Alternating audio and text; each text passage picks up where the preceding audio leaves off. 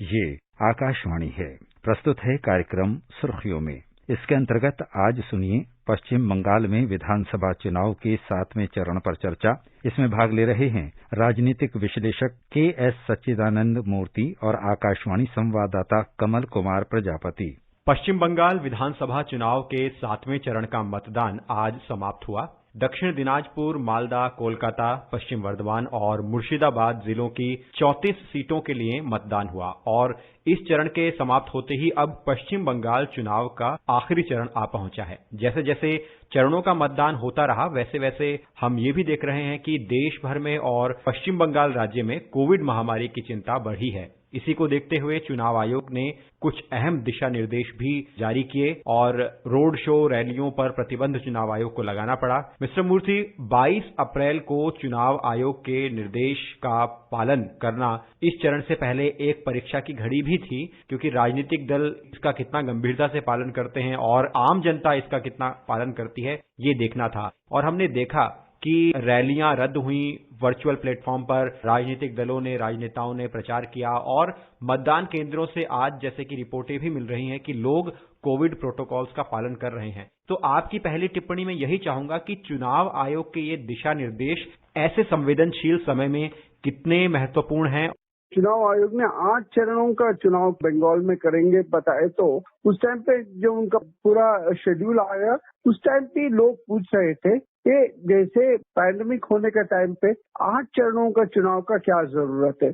चुनाव आयोग ने बताया पूरा कोविड का प्रोटोकॉल है उसको हम पालन करने को सभी पॉलिटिकल पार्टी और प्रत्याशियों को हम बताएंगे। जो बंगाल का शासन है और उसके साथ चुनाव आयोग का जो ऑब्जर्वर्स है और केंद्रीय पैरामिलिट्री फोर्सेस है, इन सबको हम बताएंगे। तो चुनाव आयोग ने सबसे ज्यादा ऑब्जर्वर्स को इस चुनाव में, तो इसलिए लोगों को कोविड प्रोटोकॉल जो है उसको पालन करने को सोचा। मगर क्या हुआ, चुनाव का एक चरण के बाद दूसरे चरण का कैंपेनिंग चलते रहा। जब उसी समय में कोविड का भी ज्यादा बढ़ने का शुरू हो गया देश में और बंगाल में भी। काफी कंटेस्टेड इलेक्शन थे, ये चुनाव थे। तो दोनों बड़ा बड़ा पार्टी, जो तृणमूल कांग्रेस वहां सत्ता पे है और भारतीय जनता पार्टी राष्ट्र में सत्ता पे है और जो मेन अपोजिशन बन गए बंगाल में, इन दोनों ने इतनी मेहनत की, इतनी बड़ी रैलियां की, रोड शो की, तो लोग उनका समर्थक हो, बाकी आम जनता हो, उस पूरा कोविड प्रोटोकॉल को पालन करने में बहुत मुश्किल हो गया। और जब हजारों लोग रहते हैं कि सरकारी कर्मचारी कुछ नहीं कर पाए थे। और आपको याद होगा उसका ये जो 4 दिन पहले का गाइडलाइंस का पहले भी चुनाव आयोग बोला, हम 5वें चरण के टाइम पे जो 7 बजे शाम से 10 बजे तक भी कोई रैली, रोड शो कुछ नहीं होंगे और जो साइलेंट पीरियड है 2 दिन से 3 दिन को बढ़ा दिया था। इसलिए तो बहुत बड़ी मात्रा में लोग को मिलजुल करने के लिए, रैलियों में पार्टिसिपेट करने के लिए। और फिर भी जब देश में और बंगाल में कोविड केसेस बढ़ गए थे, तो 4 दिन पहले चुनाव आयोग ने ये बताया कोई रोड शो, साइकिल, मोटरसाइकिल, पद यात्रा, कोई बड़ा शो नहीं होंगे और जो पब्लिक रैली होते हैं उसमें भी 500 के ज्यादा लोग नहीं होना चाहिए। और ये 500 लोग भी पूरा कोविड प्रोटोकॉल, सोशल डिस्टेंसिंग का जो प्रक्रिया है उसको फॉलो करना है बताए थे। मिस्टर मूर्ति, अब थोड़ी सी चर्चा हम इस चरण के जो सीटें रही, जिन इलाकों में चुनाव हुआ उस पर कर लेते हैं। जिन क्षेत्रों में ये मतदान हुआ उसमें से कुछ सीटें तो भारत बांग्लादेश सीमा से सटे इलाकों में आती हैं और कुछ कोलकाता जैसे महानगर की सीटें भी रही। तो इस चरण के जो भौगोलिक परिदृश्य है उस पर आप कुछ बताएं और साथ ही ये भी बताएं कि इस लिहाज से ये चरण कितना अहम रहा।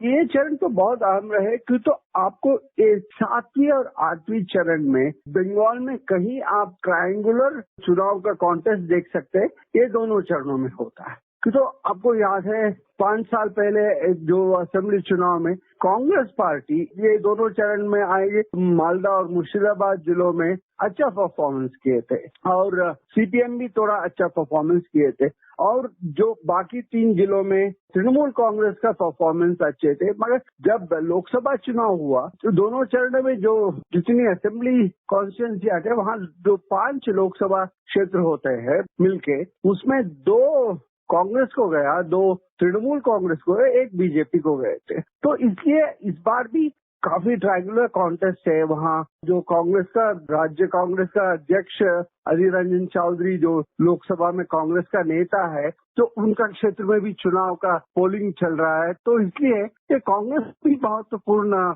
फेज है। मगर तृणमूल को जहाँ अच्छा परफॉर्मेंस आज का चरणों में, जो ममता बनर्जी भवानीपुर पे जो पिछले चुनाव में जीते थे, जो अब तो नंदीग्राम को शिफ्ट किए हैं, मगर उनका एक प्रेस्टीज सीट है और यहाँ काफी सेलिब्रिटीज भी कंटेस्ट कर रहे हैं, जो फिल्म स्टार्स हो, पिछले राज्यसभा का सदस्य हो या फुटबॉल प्लेयर हो। तो इसलिए ये काफी महत्वपूर्ण है और यहाँ जो माइनॉरिटी वोट है बहुत इम्पोर्टेंट है इस चरण में।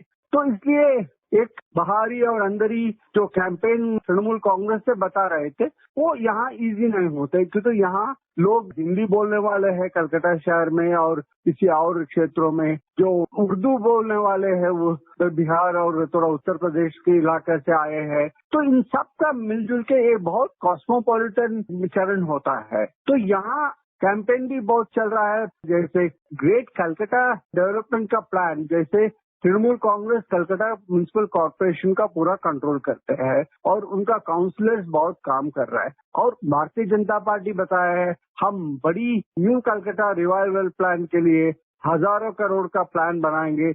गृह मंत्री अमित शाह बार बार इसके बारे में बात कर रहे हैं। जैसे आपको याद है 10 साल पहले जब ममता बनर्जी पहले बार जीता था, वो बोल रहे थे मैं कलकत्ता को लंदन बना दूंगा। अब भाजपा बोल रहे हैं लंदन नहीं बन गया, ये तो फिर स्लम सिटी बैकवर्ड सिटी है, तो हम इसको आगे रहेंगे। और रूरल और अर्बन दोनों गांवों का लोग का भी उनका जो मुद्दे पर भी चर्चा चल रहा है इसका कैंपेन में। तो इसलिए ये 7वां और 8वां चरण बहुत इम्पोर्टेंट है। ट्रायंगुलर कॉन्टेस्ट भाषाओं के लिए, रिलीजन्स के लिए, सबके लिए अर्बन रूरल जो गांव और शहर सारा है।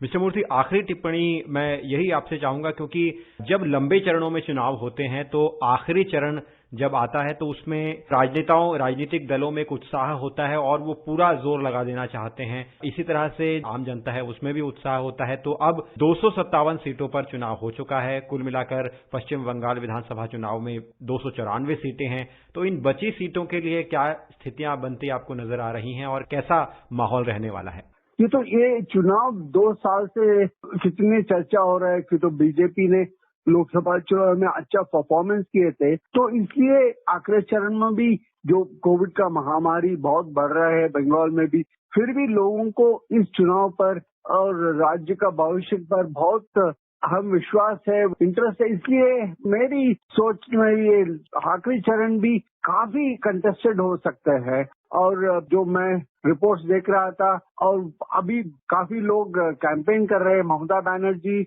और जेपी नड्डा जो बीजेपी का राष्ट्रीय अध्यक्ष है, वो वर्चुअल रैलीज कर रहे हैं। हजारों लोगों का टीवी और केबल पर उनका भाषण दे रहा है। और इसमें भी शहर की जो अर्बन वोटर्स का ये मतदान ज्यादा सिग्निफिकेंट है और वहाँ भी माइनॉरिटी वोटर्स भी ज्यादा होता है। तो इसलिए ये आखिरी चरण भी काफी कंटेस्टेड, काफी महत्वपूर्ण है। और यहाँ जिनको सीट मिलेगी, क्योंकि जो कांग्रेस और सीपीएम और इंडियन सेक्युलर फ्रंट का, इनका भी इंडियन सेक्युलर फ्रंट का तो कलकत्ता शहर में काफी होप्स है। तो इसलिए ये तीनों अपोनेंट्स का बहुत कैंपेन चल रहा है, उन तीनों को बहुत महत्वपूर्ण है ये आखिरी चरण। मिस्टर मूर्ति, आप कार्यक्रम में हमारे साथ जुड़े और पश्चिम बंगाल विधानसभा चुनाव के 7वें चरण पर आपने विश्लेषण किया, चर्चा की। आपका कार्यक्रम में जुड़ने के लिए बहुत बहुत धन्यवाद। धन्यवाद। अभी आप सुन रहे थे पश्चिम बंगाल में विधानसभा चुनाव के 7वें चरण पर चर्चा। इसमें भाग ले रहे थे राजनीतिक विश्लेषक के.एस. सच्चिदानंद मूर्ति और आकाशवाणी संवाददाता कमल कुमार प्रजापति। ये कार्यक्रम आकाशवाणी के समाचार सेवा प्रभाग द्वारा प्रस्तुत किया गया। इसे आप हमारे mobile app news on AIR पर भी सुन सकते हैं। इस कार्यक्रम के संबंध में अपनी प्रतिक्रिया आप हमें ईमेल कर सकते हैं। पता है airnsttalks@gmail.com। ये कार्यक्रम फिर से सुनने के लिए लॉग ऑन करें हमारी वेबसाइट newsonair.com।